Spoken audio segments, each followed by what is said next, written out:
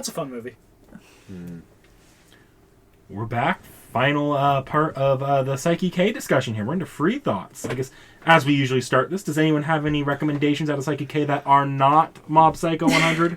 Because, Mob Psycho is basically a more serious sort of take on a similar premise. I wouldn't even say serious. I think it's just a different take on the same idea. Different take. Yeah. Same idea. Sakamoto desu. Sakamoto desu. Yeah. What's it? What were we recently... in terms of sheer comedic effect and parody and kind of pulling from other animes and like things that happens, Hip Whip Girl, Keijo, has a very similar... because Keijo also pulls a bunch of let me pull this move from another anime, I thought you were going one direction and you went a completely different Where direction. did you think I was going? I thought you were going Lucky Star. Also Lucky Star. Yeah. I'll do it. Both have a very similar comedic... You got it. It's the slice of life that is not anything but comedic slice of life, and I love it. So both Keijo and Lucky Star, I definitely would agree there. Recommendations? I mean, slice of life. Comedy slice of life. I'd say Nichicho, because that is it's just everyday normal stuff, but it pushes it to the absurdest degree. You got a guy fucking suplexing a deer at one point. Kind of absurd. Mm-hmm.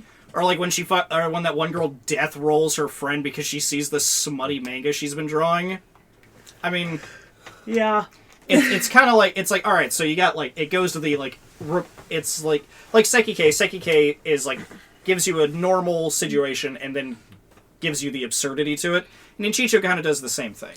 Mm-hmm. Thumb on pencil tip right there. Oh, fuck yeah. Oh, I felt that one. Fucking stabs herself in the thumb with a pen on accident. Oh, yeah. Definitely. I can't, off the top of my head, think of any other specific recommendations, I'm going to be honest.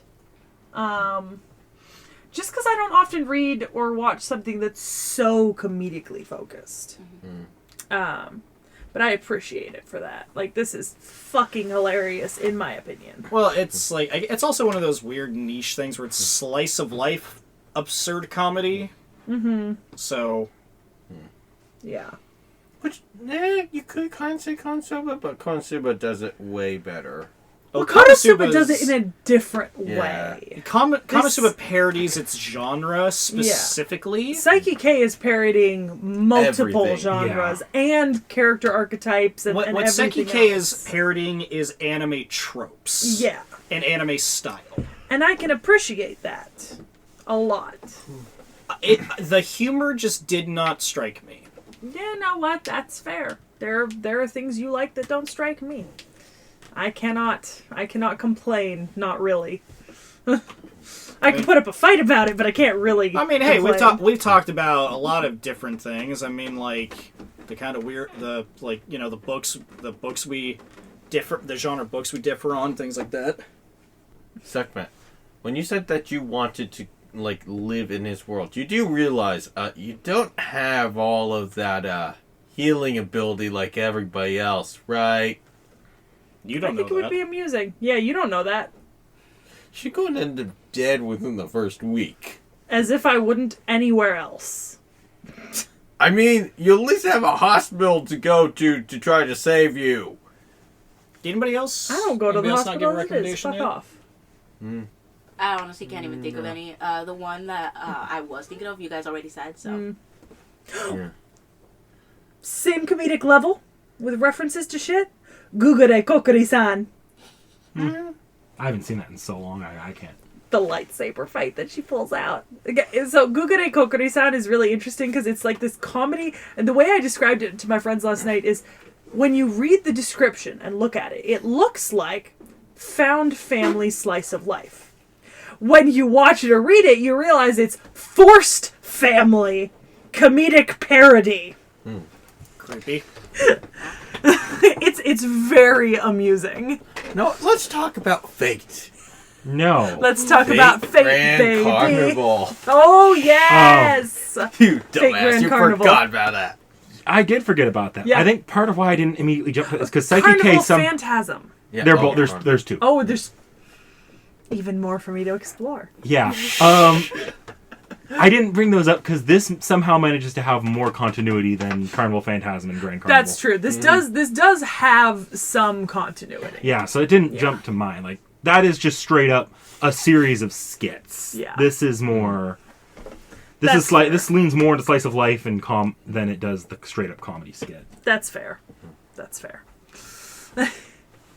Although you want the comedy, go the fate route. You have to really be into Fate to get... That's why I can never... Yeah. Yeah, because you got to know all the characters and you got to know the way that they act to If understand. you're into Fate, you're losing like half of it because it's a crossover with Tsukuhime, which just doesn't have an anime for people to watch. That is a lie, ladies and gentlemen. He is gaslighting you. There is a Tsukuhime anime. Didn't they? There is a Tsukuhime anime. Oh, they should. They came out with a remake recently, so they should do an anime based off the remake. There is a Tsukuhime anime. They are gaslighting you. You know, Cece, I heard there's a Tsukihime anime. Word through the grapevine says. We are not gaslight gatekeep girl bossing our way out of this knickknack. That was a very specific It's a joke I've been doing. I've been watching a lot of videos about the whole gaslight girl She's gate boss TikTok. trend. She's hilariously addicted to TikTok. Actually, no, I've been watching a lot of the 2 or 3 hour documentaries on YouTube. Great. Of the people who kind of founded the movement So and you're what welcome, happened to knick-knack. them. Have you guys seen the documentary series hosted by Nick Cage about the history of swearing? No. No. Fucking hilarious. I've never heard of that. Yeah. It's he hosts it's 7 episodes I think, and each episode is about half hour to 45 minutes, and they explore a different swear word, like the history behind it, how the definitions have changed and things like that. And they have comedians, historians, things like that. It's a lot of fun. I mean, today, fuck is the most flexible word in the English language. That's true. Fucks yeah. is a prefix, a suffix, and an infix. There is a fantastic documentary just called Fuck, and it is an entire documentary about the word fuck and about censorship in America. Fan-fucking-tastic. Amazing. And they have an entire skit where they show all the different ways you can use fuck in a sentence. It's a verb, it's an adverb, it's a noun, it's a prefix, it's a suffix, it's a compliment, it's an insult. It does a whole skit just showing that. Oh Jesus fuck. That's the Okay, so Segment just pulled up movie. photos from the J drama of Saiki K. It's a J-drama movie, yeah. Fucking Jesus, that wig is This is the movie poster. Yeah. It's actually not the worst wig I've ever seen in a J-drama. It's actually quite good. Well, when you're blindsided by it, It's so pink, you guys. You guys, it's so pink. See, Seki is now obligated to start, cycling through images on screen during this part Yeah, of the episode. I will. But yeah, nah. This shit was wild. I've actually seen this movie. It was wild. This series is uniquely suited, in my opinion, to a J-drama movie. This was wonderful. One of the best experiences I've had recently. That is just... Yep, Kaido being an Perfection! idiot. It's perfection! Stunning. Absolutely stunning. Bokage throwing up the air quotes. but she said perfection, and I just doing the air quotes over here silently. I forget. Look. It's amazing. It's utterly stunning. It joins a very short list of what I would consider live action adaptations that are either just as good or better than their animes.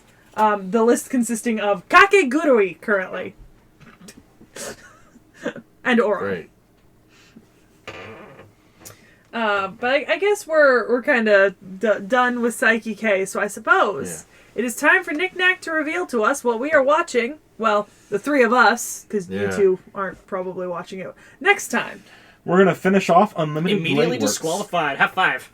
I mean, you can join if you want, but you have to watch the first 14 episodes.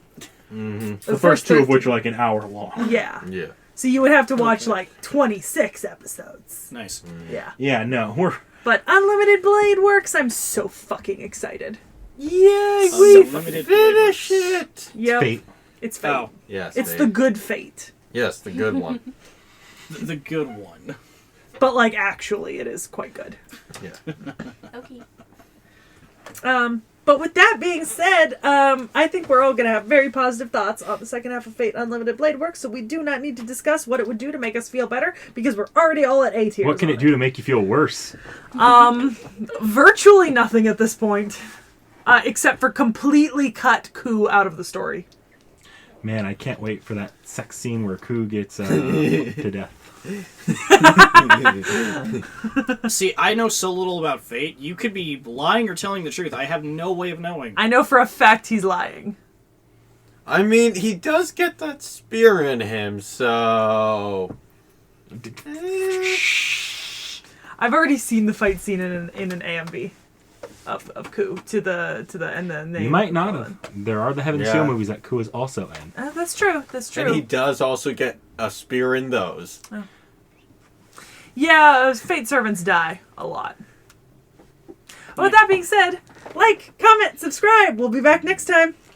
I can't wait for the high view count. Coffee Jetty!